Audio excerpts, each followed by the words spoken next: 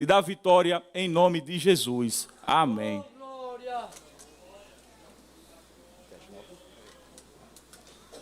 Queria saudar os irmãos com a santa e bendita paz do Senhor Jesus. É meu motivo de alegria estarmos aqui nessa noite para juntos adorarmos ao Senhor. E acredito que Deus tem algo para nós por meio da sua palavra. Abra as vossas Bíblias no Evangelho de Jesus Cristo, segundo escreveu Marcos, capítulo de número 6.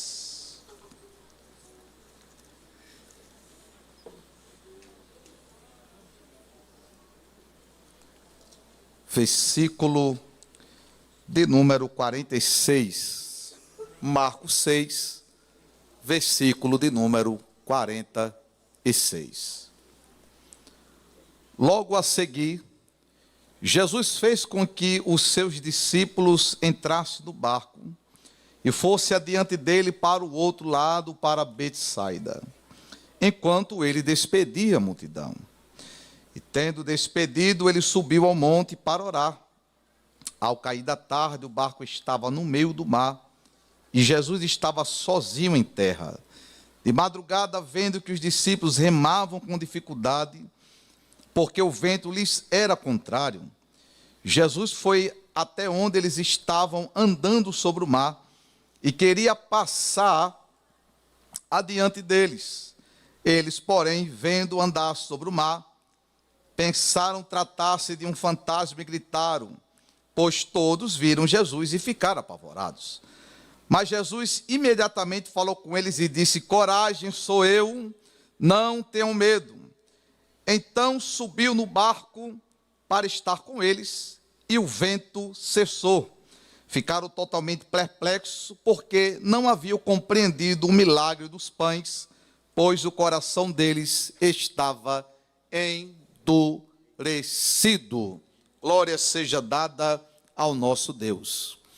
Meus amados irmãos, o texto simplório que nós acabamos de fazer aqui, uma breve leitura, trata-se acerca da segunda vez, um segundo evento que os discípulos vão enfrentar em alto mar, um vento contrário.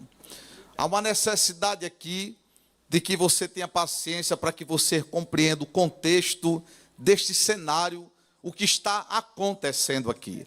No mesmo capítulo do número 6, o texto fala que Jesus, ele é nada mais e nada menos de que rejeitado em Nazaré. Jesus sofre uma rejeição. Após essa rejeição, Jesus vai com seus discípulos para algumas aldeias. E, ao chegar nessas aldeias, Jesus olha para os 12 e delega a eles poderes para que eles pudessem expulsar demônios, curar enfermos e pregar o evangelho do reino. Esta é a promessa viva, a promessa que a igreja carrega consigo, o poder no Espírito Santo, em Cristo Jesus, para expulsar demônios, curar enfermos e pregar acerca do reino de Deus. Os discípulos, então, ao receber as instruções de Jesus, assim eles vão para uma missão. De 2 em 2, foram para uma grande missão. Nesta ocasião, a Sagrada Escritura nos diz que aprove a Herodes decapitar a cabeça de João Batista. E os discípulos de João Batista pegam o corpo de João Batista, sepultam o corpo e vai levar a notícia até Jesus. E a notícia é uma notícia trágica. Você percebe aqui que a primeira coisa que Jesus sofre é uma rejeição em Nazaré. Após a rejeição, agora chega uma má notícia. Parece que é para mexer com a estrutura de Jesus, mas logo a seguir, o texto vai nos dizer que uma nova notícia chega até Jesus. E que notícia é essa, pregador? Os discípulos vêm e dizem assim, mestre, a missão foi com sucesso. No teu nome, os enfermos foram curados. No teu nome, os endemoniados foram liberto. E aqui vai, aleluia, a primeira aplicação para a sua vida. É que a vida não é levada apenas de má notícia. Também tem as boas notícias do céu para a minha e para a sua vida. Eu já quero de antemão aqui liberar uma palavra profética sobre toda esta igreja. É que está chegando uma boa notícia dos céus para a tua vida. Por esses dias Deus vai, aleluia, trazer um descanso para a tua vida. Você que tem passado dias difíceis, você que tem enfrentado dias sobrecarregados, está vindo uma boa notícia de Deus para alegrar o teu coração, para a glória do nome de Jesus de Nazaré. O interessante aqui é que depois dessa notícia, parece que Jesus não leva muita conta. Quando os discípulos vão dar a notícia, Jesus faz um convite mais do que especial para eles. E o convite é esse: olha, vamos para um lugar à parte descansar. Percebe-se aqui que os discípulos vêm de uma missão. Jesus olha para eles e diz: vamos descansar. Este convite não está vindo de Pedro, não está vindo de João, nem muito menos de Tiago. É o próprio Jesus dizendo: é necessário nós descansar. Porque o texto é muito enfático em dizer que nesse período, nesse momento, eles não tinham nem tempo sequer para se alimentar. Um fluxo de gente que vinha e um povo que embora, não deixava Jesus quieto e nem em paz. Jesus percebe o cansaço dos discípulos e faz um convite para um descanso. E se tem alguém que é especialista em promover descanso, o nome dele é Jesus, e já está hoje aqui nessa congregação. Em Mateus 11, ele olha para a multidão e ele clama dizendo: vinde a mim, todos que estão cansados e sobrecarregados, e eu vos aliviarei. Se tem alguém que tem, aleluia, capacidade de trazer descanso para o coração cansado, já está aqui nessa noite. O nome dele é Jesus. Você olha ali, já tem crente entendendo. Se tem gente aqui entendendo, você vai dar mais um glória aqui. Se tem alguém que tem, aleluia, sensibilidade de conhecer quando você está cansado da alma, cansado psicologicamente, esse é chamado Jesus de Nazaré. E nessa noite ele tem descanso para a sua alma, nessa noite ele tem descanso para o seu coração. Nessa noite Deus vai te dar um abraço pelo teu Espírito Santo, e você não vai sair daqui do mesmo jeito que você entrou, para a glória do nome dele. Eita glória! Jesus ainda tem descanso. Quando os discípulos vão para esse suposto descanso, alguma multidão começa a perceber que eles estão atravessando para um território deserto de barco, e eles vão a pé. Para a surpresa dos discípulos, quando eles chegam do outro lado, a multidão já estava esperando a eles. Imagine a cara de Pedro, de Tiago e de João. Ué, não iríamos descansar? Com essa multidão agora vamos ter que trabalhar. Aí, de forma simples, sabe, sem ser grotesco, carinhosa, o discípulo disse assim: mestre, despede a multidão, já está tarde. Mas na verdade eles queriam dizer assim: Senhor, não era o descanso? Vamos descansar como? Estamos cansados e vamos ter que trabalhar de novo. Despede a multidão. Aí Jesus olha para eles e diz: dai a eles de comer. Aí o do discípulo disse: mestre, 200 denários que nós temos aqui não seria suficiente para alimentar toda esta multidão. Mentalidade de insuficiência. Jesus, procure aí se tem alguma coisa. Tem um rapaz com 5 pães e 2 peixinhos. E quando traz o cesto, a palavra ainda permanece a mesma. Temos aqui um rapaz que tem 5 pães e 2 peixinhos. Mas o que é isto para tamanha multidão? Mentalidade e palavra de insuficiência. O que os discípulos queriam falar de forma simplória é: mestre, nem o que nós temos e nem o que o rapaz tem, juntando, será suficiente para alimentar esta multidão. Aí Jesus, me dê aqui. Quando pega o cesto, Jesus levanta para onde?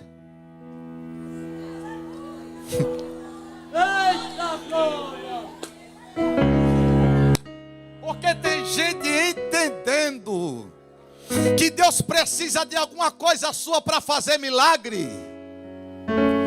Deus faz do jeito dele, da maneira dele, porque ele sabe trabalhar. Deixa eu lhe falar uma coisa aqui: se tem uma das especialidades de Deus, é transformar a insuficiência no suficiente e ainda sobrar. Lembra lá, aleluia, da viúva de Suné. Ela disse para o profeta: profeta, eu estou com a dívida até o pescoço. Você tem o que em casa? Ela tem um pouco de azeite. Ela está dizendo: o que eu tenho suficiente. Ele vai, pega as vasilhas emprestadas e não pouca, entra dentro da tua casa, fecha a porta e deixa que papai vai trabalhar. Tem uma coisa que Deus faz, é especialista em trabalhar na insuficiência e transformar no suficiente. Lembra de Elias? Lá vai Elias para a Sarepta de Sidom.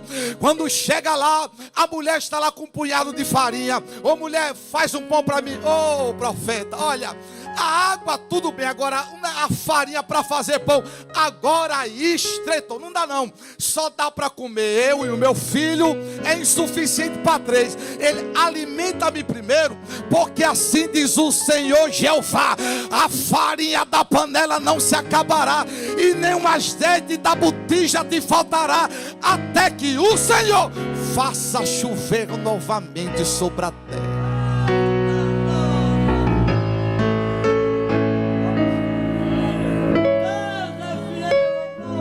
Eu vim de Santa Catarina para te dizer: Deus vai transformar o teu pouquinho e vai multiplicar.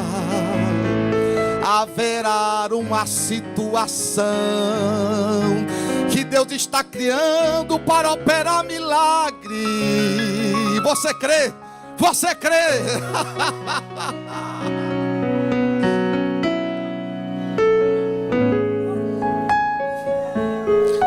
Jesus ergue para cima, porque aquilo que eu e você não faz, só Ele. Glória, glória. Agora a ordem é essa. Sim, Senhor, pode falar. Mande todo mundo assentar na relva. E você sirva a multidão. Peraí, mestre. Tá de brincadeira, né? O Senhor traz a gente aqui para a gente descansar. Quem vai descansar é o povo. Quem vai sentar é eles. E a gente vai trabalhar, é isso aí.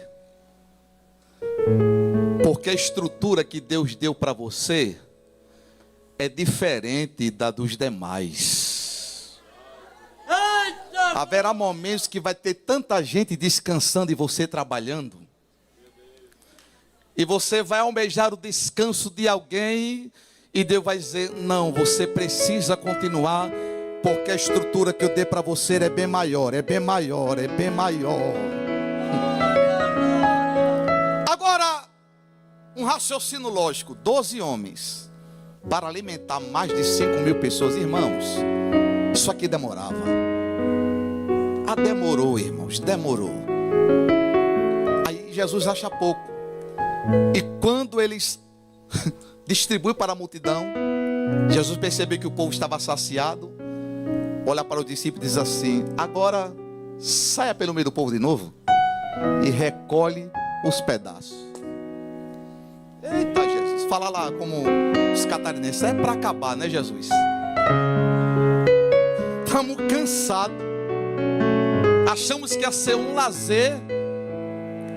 e o Senhor nos trouxe para trabalhar, entenda uma coisa, que crente, até do lazer, Jesus transforma em missão. Crente não sai a passeio. Na saída do crente sempre há um propósito. Quantas das vezes eu saí para ir numa lanchonete com minha esposa e meu filho, e na hora que eu estava lá, antes de pegar o suco e tomar o primeiro gole, a voz veio: assim diz o Senhor. E daqui a pouco, olha eu profetizando para a mulher do balcão. Haverá dias que vai ser assim. Você vai achar que você vai estar em um passeio e Deus, eu vou mudar o seu trajeto. Você acha que está saindo para lazer, mas do teu lazer eu vou fazer uma missão.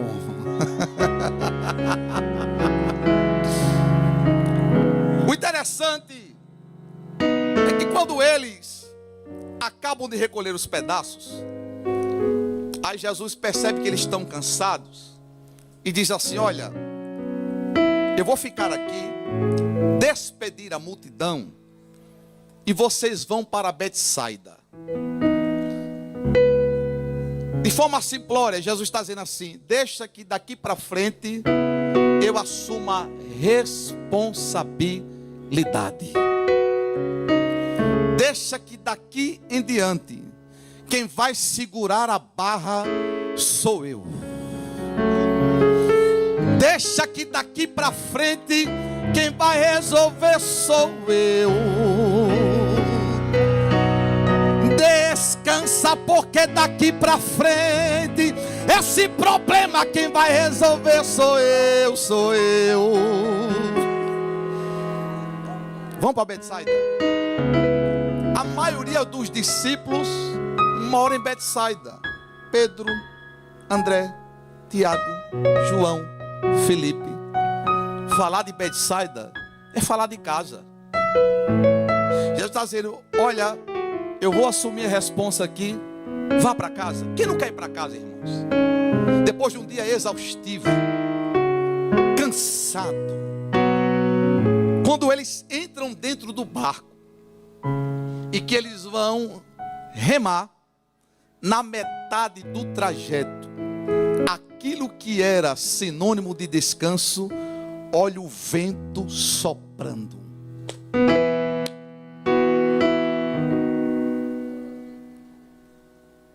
Quando eles disseram: agora nós temos um alívio, vamos para casa, o vento sopra. Mas enquanto o vento está soprando, do monte Jesus está olhando, ninguém morre. Esse barco não vira, porque quem deu a direção foi Ele. Fica tranquilo, porque nesse barco ninguém vai pular.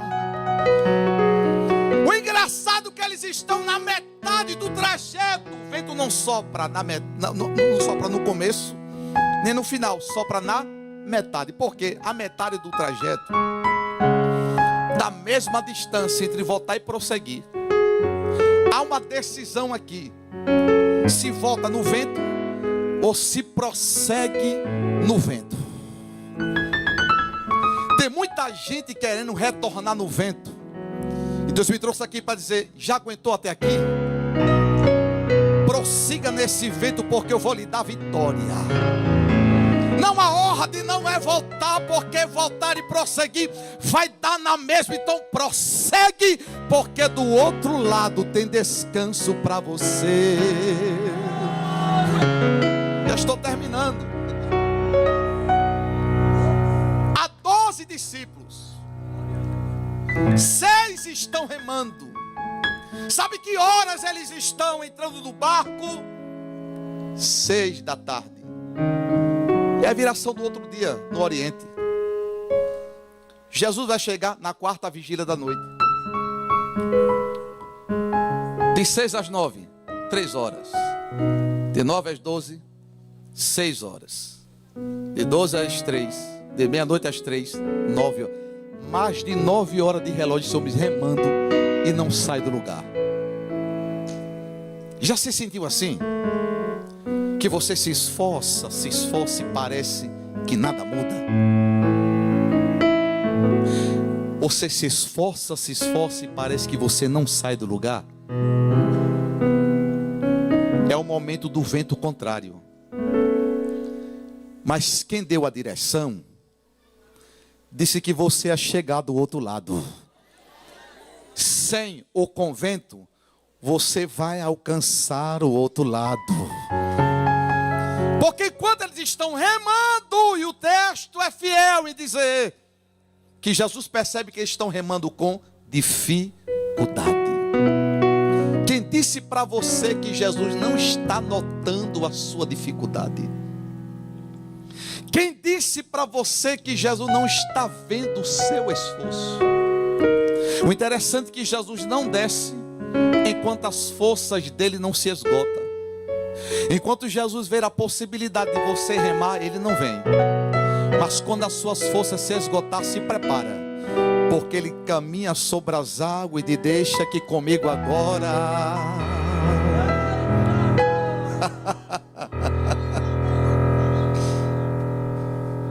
Irmãos, esses homens aqui do primeiro barco murmuraram com Jesus no barco. No vento disseram: mestre, não se importa que nós pereçamos com Jesus. Imagina se permita-me conjecturar aqui. Imagina Pedro. Ô João, vem cá, João. Tu que anda com a cabeça no peito de Jesus. Homem, já não revelou não, foi? Que o trajeto seria com dificuldade. João, rapaz, não me falou nada. Imagina Tomé dizendo: eu sabia que essa viagem não ia dar certo. Imagina Tiago dizendo: se eu soubesse, eu não tinha entrado nesse barco. E se a gente soubesse de tudo, a gente não iria, irmãos. E às vezes Jesus permite só para nos dar uma experiência. Porque o detalhe vai agora. Jesus desce. Todos estão apavorados porque acham que é um fantasma. Aí no capítulo 14 de Mateus, eu gosto do livro de Mateus, que ele é muito detalhista nessa ocasião aqui. Pedro olha para Jesus: mestre, se és tu, permita-me que eu vá em direção ao Senhor sobre as águas. E Jesus disse: vem. Ora, parece até que meio contraditório, porque no capítulo 16 o homem está dizendo, em resposta à pergunta de Jesus: quem vós dizeis que eu sou? Aí uns dizem que o Senhor é Elias, outros dizem que é Jeremias, que é João Batista. Aí Pedro: não, o Senhor é o Cristo. Todo mundo pode pensar o que quiser, mas eu tenho a convicção: tu és o Filho de Deus. Aí agora já está, aí Pedro: se és tu, Senhor. Irmão, Pedro está maravilhado. Há muito tempo Pedro é qualificado entre aqueles que são os mais chegados a Jesus. Na mentalidade de Pedro: rapaz, peraí, eu sou qualificado entre aqueles que entrei dentro da casa de Jairo e eu vi esse homem ressuscitar uma menina. Eu vi Jesus com as vestes resplandecentes no monte da transfiguração. Eu vi este homem em Caná da Galileia transformar a água em vinho. Eu vi coxo levantar, paralítico andar. Eu vi cego enxerga, agora caminhar por cima das águas. Sabe qual é o nosso problema? É que por acúmulo de experiência que nós temos com Jesus, batemos o peito e achamos que conhecemos a Jesus na sua totalidade.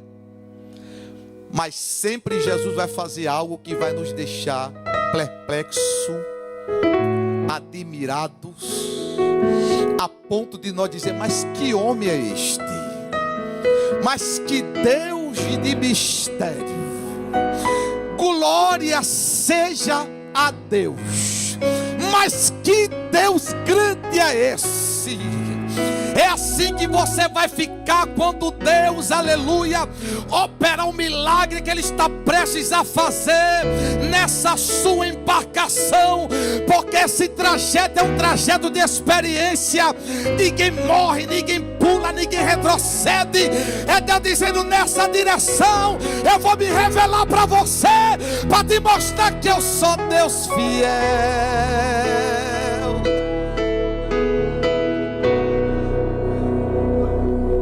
Interessante é que o texto fala que todos estão ainda tentando digerir um milagre do deserto, não estão compreendendo ainda. Está no texto, estão ingerindo, mas lá dentro do barco, rapaz, que mistério foi aquele? De onde veio tamanho pão? Da onde aquele homem tirou aquela quantidade de pão? Mas que mistério foi aquele? Ninguém ainda está entendendo nada. Aí Jesus acha pouco e vem caminhando por cima das águas. Sabe o que significa?